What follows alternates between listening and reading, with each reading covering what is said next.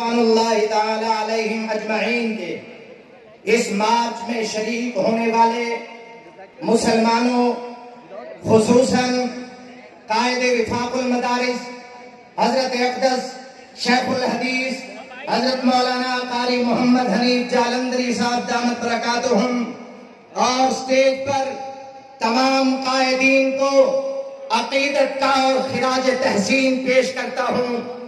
آج یہ جمع غفیر عظمت صحابہ کے لیے نکلا ہے۔ کیا وجہ ہے کہ 73 سالہ تاریخ میں کبھی بھی ہماری آنکھ نے، کبھی بھی ہمارے بڑوں نے نہیں سنا کہ صحابہ کرام رضوان اللہ تعالی علیہم اجمعین پر یہ تبرہ برسر بازار ہوا ہو، چوکوں اور چوراہوں پر ہوا ہو۔ اس سال کچھ دن پہلے پاکستان کے اندر کراچی اور اسلام آباد، لاہور اور بہاولپور کے چوکوں پر ان بدتماشوں نے صدیق اکبر کی عزت پہ حملہ کیا ہے۔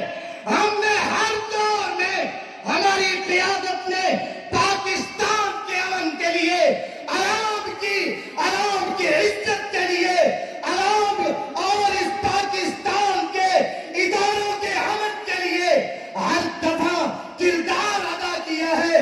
میں اپنی قیادت کا، اپنے قائد محترم حضرت مولانا فضل الرحمان صاحب دامت برکاتہم العالیہ کے لفظ دہراتا ہوں۔ ہم نے پاکستان کے لیے اداروں کے ساتھ تعاون کیا اور کر رہے ہیں، انشاءاللہ کرتے رہیں گے۔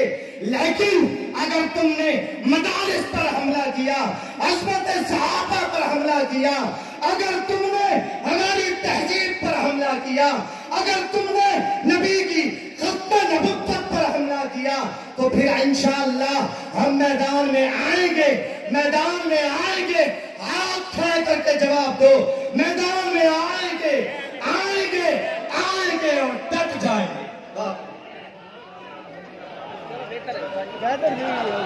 اہل سنت کی ایسی ہی مرکزی ٹیم بنے جو اس کاز کو لے کر آگے چلے اور ہم اس کو اپنے منزل مقصود تک پہنچائیں اور وہ قانون بنوائیں جس کے لیے ہم یہ محنت کر رہے ہیں۔ جو اس وقت قرارداد ہے وہ یہ ہے کہ موٹر وے پر جو اندولات پچھلے دنوں حادثہ ہوتا اور اس قسم کے جتنے حادثات ہو رہے ہیں، ان سب کا سبب یہ ہے کہ قرآن سنت کے قوانین کا نفاذ نہیں ہے۔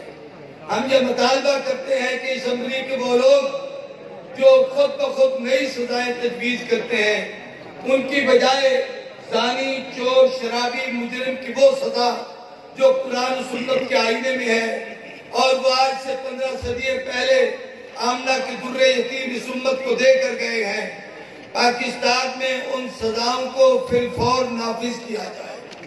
ٹھیک ہے بھائی؟ اللہ ہم سب کو